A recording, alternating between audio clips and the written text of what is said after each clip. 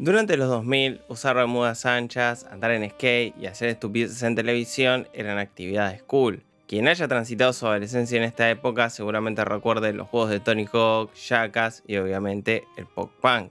Este género que se popularizó gracias a Green Day y terminó de consolidarse con Blink.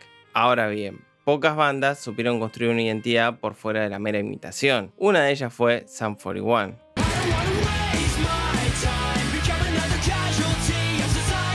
Este grupo de jóvenes canadienses se dio a conocer gracias a un sonido que mezclaba el pop punk a lo Blink con versos rapeados al estilo Beastie Boys y varios guiños al heavy metal. La pregunta que muchos se deben estar haciendo es ¿qué les pasó? Pasaron de copar la pantalla de MTV a prácticamente desaparecer de la agenda pública. Eso es lo que intentaré explicar a lo largo del video, donde haremos un repaso por su discografía y algunos momentos bastante trágicos. Entonces, sin darle más vueltas a esta intro, les propongo pasar al video en cuestión, no sin antes contarles quién o qué es Sum 41.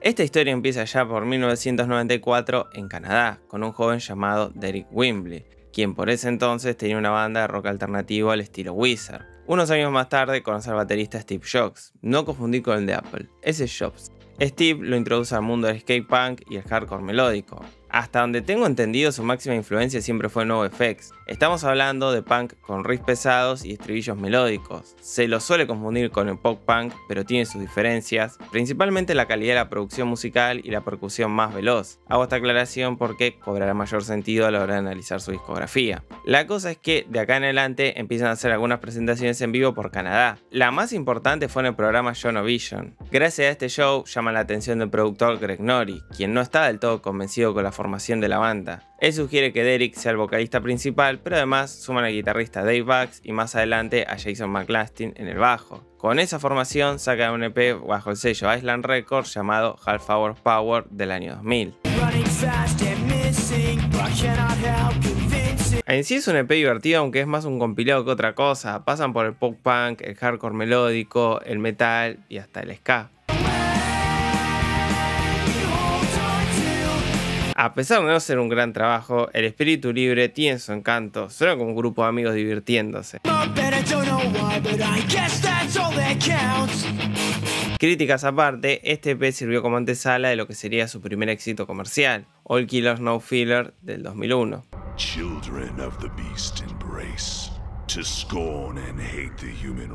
El disco empieza con una intro que los pinta a ellos como un grupo de rebeldes, aunque lo hace de manera un tanto irónica. De hecho, parece estar haciendo referencia al pánico satánico y esa era donde el rock era considerado una amenaza para la sociedad. Inmediatamente después está Nothing on My Back, un track pop punk bien 2000ero.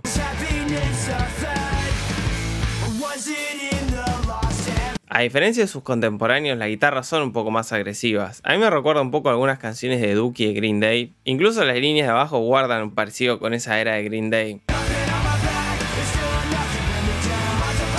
Después está Never Wake Up, un track veloz sin mucho contexto.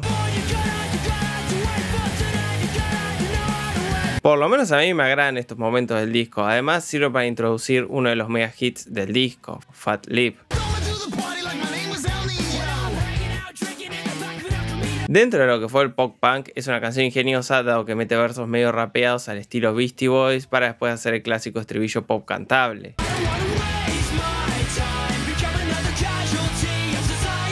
En cuanto a la letra, es bastante estúpida, gran parte del tiempo están intentando parecer renegados de la sociedad y no de forma irónica. Sin embargo, va con el espíritu de la época. A mí me gusta llamar a esta etapa la era de la imbecilidad, pero no lo digo de forma despectiva. Estoy hablando de ese momento histórico donde Jackass y American Pie eran considerados cools y graciosos. Por eso me parece un gran single. Al día de hoy me sigue gustando, aunque seguramente sea más nostalgia que otra cosa. Algo similar se puede decir de Into Deep, cuyo video tiene ese espíritu descuidado bien a los Jackass, sumado a la estética del perdedor querible.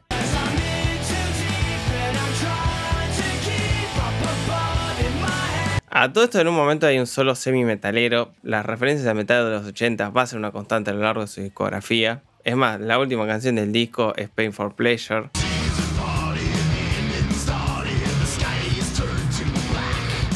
Después está Motivation, un single que en su momento me pareció una obra maestra del punk, pero ahora me provoca algo de vergüenza. Entiendo que el pop punk tiene cierto grado de sencillez esperable, pero acá se pasan, los tipos riman motivation con accusation o inspiration.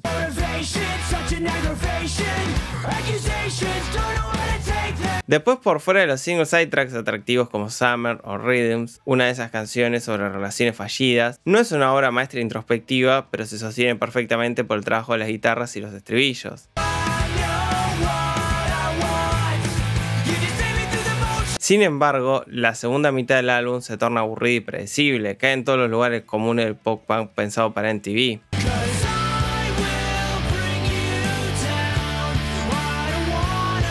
Con eso dicho, en líneas generales, es un disco disfrutable. A pesar de que la mayoría de las letras envejecieron mal y no es un proyecto muy propositivo que digamos, es un trabajo sólido que se pasa volando. Pero por sobre todas las cosas, es un proyecto con identidad. En medio del auge del pop punk, donde abundaban los imitadores de Blink, los muchachos de Sum 41 supieron dejar su marca. De esta forma, se convirtieron en una de las bandas más populares de los 2000. Por eso la discográfica los presiona para sacar otro álbum. Es así como en medio de la gira de promoción graban Does This Look Infected de 2002.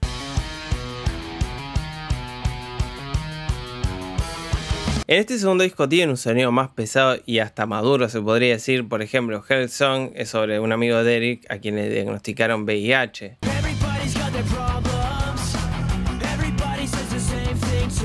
Este cambio a nivel conceptual tiene que ver con el clima de época. Recordemos que es un disco post 9/11, por lo tanto, muchos artistas optaron por dejar esa estética a lo American Pie. Sin ir más lejos, en el video aparece un muñeco de Bush con un misil. A todo esto, videazo el de Hellsong.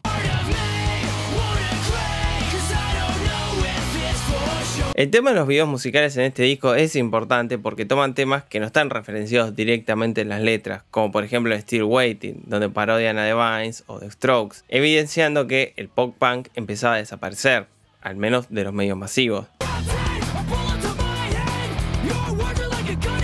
Irónicamente, la letra de la canción no tiene nada que ver con el video, hasta donde tengo entendido tiene un mensaje antibélico.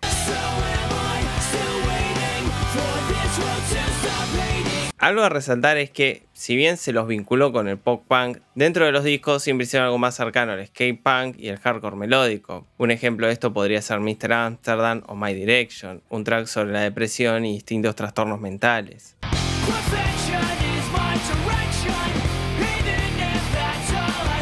Acá se nota que, a pesar de las buenas intenciones, no eran grandes letristas. Hay cosas que me causan gracia, como cuando riman Perfection con Direction, o ese momento de la canción donde tiran estadísticas al mejor estilo System of a Down.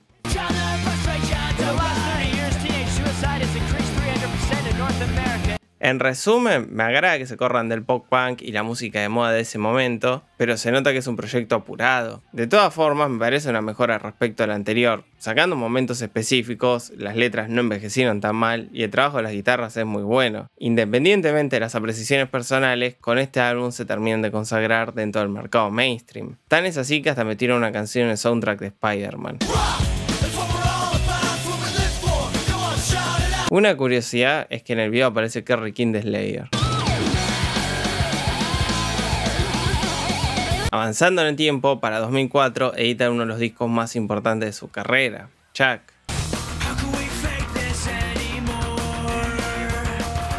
Este se podría decir que es su mejor disco, o al menos el más querido por los fans. Esto se debe a que, en lugar de hacer un proyecto predecible, deciden meterse en géneros un tanto más agresivos como el No Reason, donde hacen hardcore melódico con guitarras medio metaleras. Más adelante en We Are All To Blame se nota cierta influencia de System of a Down. De hecho, hay bastante new metal a lo largo del disco. La intro, por ejemplo, se parece a la de Infect de Papa Roach.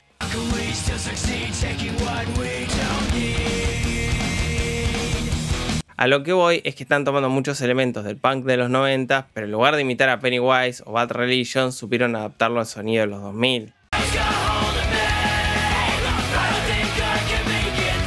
Si el disco fuese todo así, para mí sería un 8 de 10 o un 9 de 10. Por desgracia, el tracklist es un desastre en términos de unidad estética. Después de la seguidilla de hardcore melódico está Someday, una balada emo pop hiper comercial que no aporta demasiado.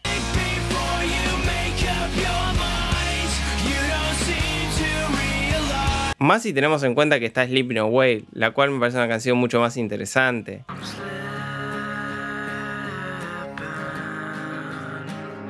Para hacer todo más confuso, hay canciones que prácticamente son thrash metal como The Bitter End, un claro homenaje al Metallica de los 80s. Es más, parece un mashup entre Blackened y Battery.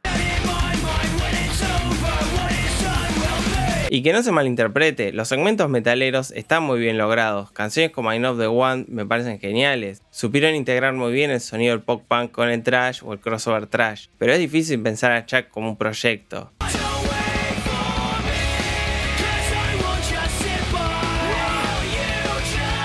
El final es medio raro, al menos en la versión de Spotify el anteúltimo track es 88, tal vez una de sus mejores canciones. Tiene versos melódicos, riffs de guitarra thrash bien ochentosos y unas cuerdas que sirven como cierre magistral para esta obra. Todos los géneros que fueron apareciendo terminan de amalgamarse acá.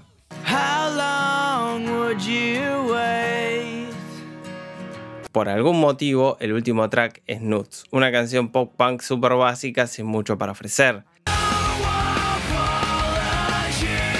Tengo entendido que las versiones físicas del disco Nuts no está, pero justo la versión más accesible decidieron arruinar el gran final. Así y todo me parece uno de sus mejores discos. Sería muy amargado de mi parte decir que no es un trabajo divertido y por sobre todas las cosas es original. Se nota que querían ir más allá del pop punk orientado en TV o el emo pop que empezaba a cobrar mayor relevancia. Por desgracia, a nivel personal, la historia se torna más oscura, dado que, según un libro que publicó Derek en 2024, él fue sistemáticamente abusado por Greg Nori. Es más, Greg fue quien lo llevó a probar drogas en un primer lugar. Afortunadamente en 2005 lo despidieron como manager, sin embargo ya empezaban a aparecer tensiones dentro del grupo. Tan es así que luego de Chuck, Dave se fue del grupo. Datazo, mientras todo esto pasaba, Derek se casó con Avril Lavigne. Lo tiro como un dato de color. La cosa es que, en medio de tanto conflicto, en 2007 graban Underclass Hero.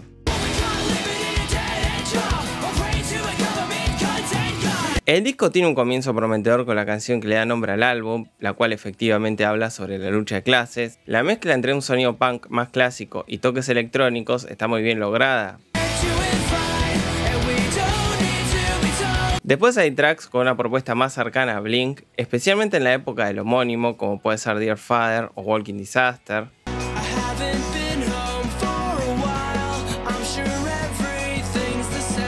El problema es que el disco en sí es larguísimo, hay momentos un tanto cuestionables que en un tracklist más acotado podrían resultar simpáticos, como cuando se pone a hacer pop punk dramático con cierto compromiso político al estilo Green Day post American Idiot, aunque con peores resultados.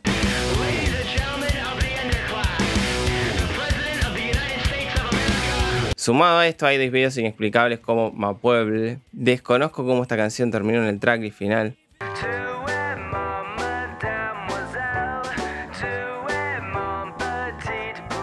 Con eso dicho, no diría que es un disco malo, me parece uno de esos proyectos para núcleo duro de fans, no creo que sea un álbum para descartar en su totalidad, pero sí se nota que no están en su mejor momento en términos creativos, y lo que es peor, los problemas de adicciones afectaron negativamente la dinámica del grupo, y de paso en 2009 Derek se divorció de Avril Lavigne. Es por eso que su próximo álbum de estudio está lejos de ser una obra maestra, estoy hablando de Screaming Bloody Murder de 2011.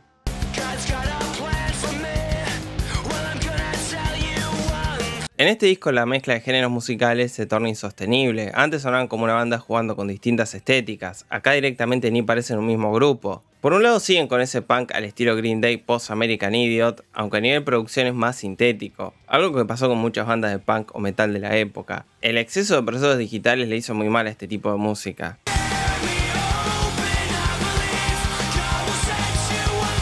Después hay algo de emo pop al estilo Fall Out Boy como la tercera canción del disco, o directamente tenemos un track donde suenan como Jet. Es irónico que la misma banda que se burlaba de The Strokes o de Hypes haya hecho una canción así.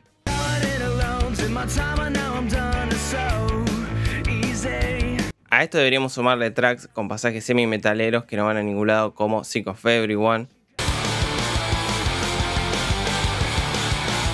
La parte metalera en sí está buena, pero todo el tiempo parecen estar anticipando un clímax épico que nunca llega. En lugar de eso tenemos momentos incómodos como ese piano sin contexto. Es como si Muse estuviese intentando reversionar Saint Jimmy de Green Day.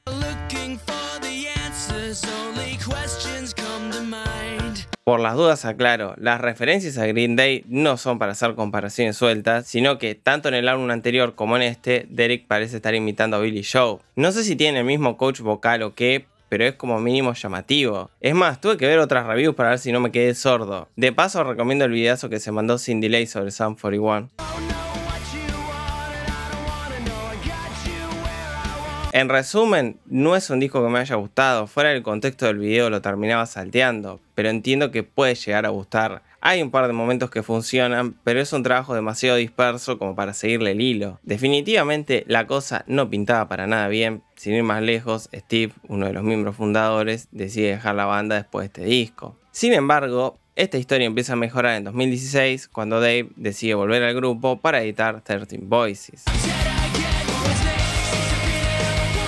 Siguiendo con el espíritu de álbumes anteriores, en este pegan un volantazo estético para incursionar en el rock alternativo. Es un trabajo muy fácil de emparentar con Muse Post de Second Law o la discografía de Linkin Park de Minutes to Midnight en adelante, dado que encontramos canciones ambiciosas con guitarras agresivas y estribillos cantables como God Damn I'm Dead Again, en la cual hasta incluyen percusión tomada del hardcore melódico.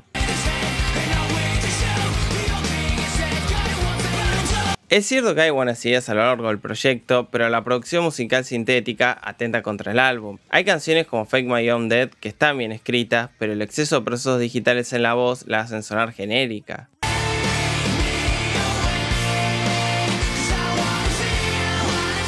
Esto mismo se nota en War, el estribillo me parece inescuchable, ya de por sí la interpretación vocal no es tan buena que digamos, pero los efectos en la voz terminan de arruinarla.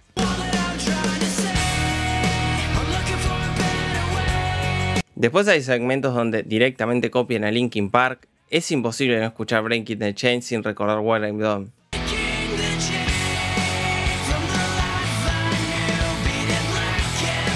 Y ya que estamos a 13 Voices, vuelve a imitar a Billy Joe.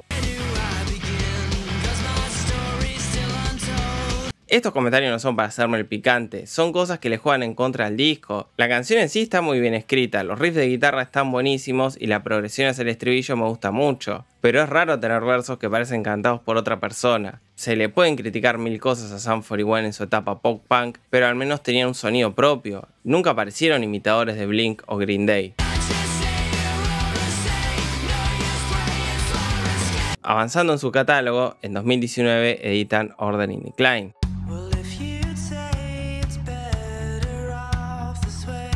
En ciertos aspectos me parece una mejora respecto al anterior, como por ejemplo el estribillo de Turning Away. No soy muy fan de los guiños al rock alternativo a lo Linkin Park, pero no es algo que arruine el track.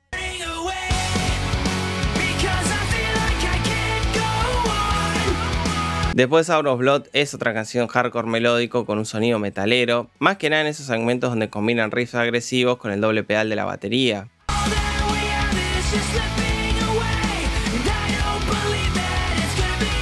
Otro momento a destacar es 45, una canción bien construida, aunque en el estribillo otra vez parece estar imitando a Chester Bennington.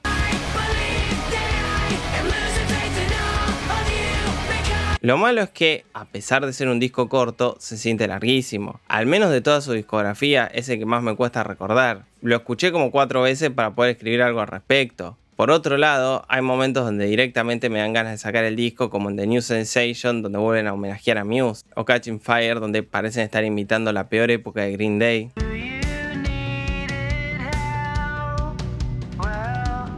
Sacando los problemas internos dentro de cada álbum, es evidente que después de Chuck les costó volver a hacer un álbum sólido. Es así como en 2024 deciden terminar con la banda, aunque se van editando un último álbum, Heaven x Hell.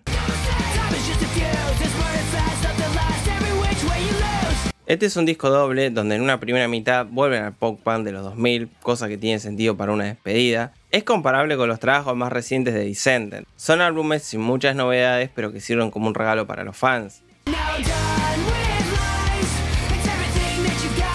A mí por lo menos esta primera mitad me parece disfrutable. Es de lo más entretenido que hizo Sum 41 en años.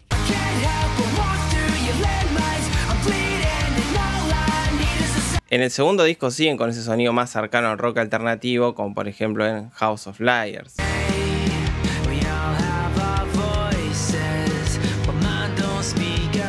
Sin embargo, es un álbum innecesariamente largo, podrían haber sido 2 EP tranquilamente. Hay canciones que no aportan nada, como ese cover de Painted Black, donde no le hacen justicia al original. Y con eso termina la discografía de Sum 41. No es su mejor proyecto, pero me parece un buen cierre para una discografía caótica, pero al mismo tiempo interesante.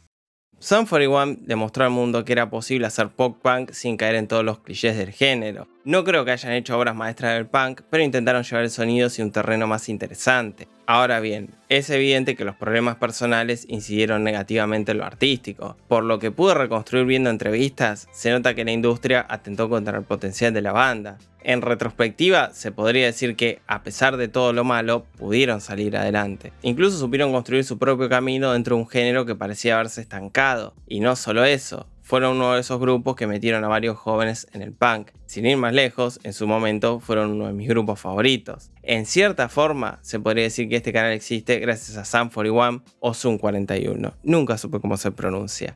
Y con eso voy a terminar este video. No sin antes agradecerle a los miembros del canal, esta gente que mensualmente hace un aporte económico para que el canal pueda existir, así como también quienes usan el botón ese de super gracias. La verdad que todo eso ayuda muchísimo. También ayuda a que comenten, que se suscriban, que me sigan en Twitter, Instagram, que compartan los reels y todas esas cosas que ayudan al algoritmo. Por ahora me despido y nos estaremos viendo la semana que viene.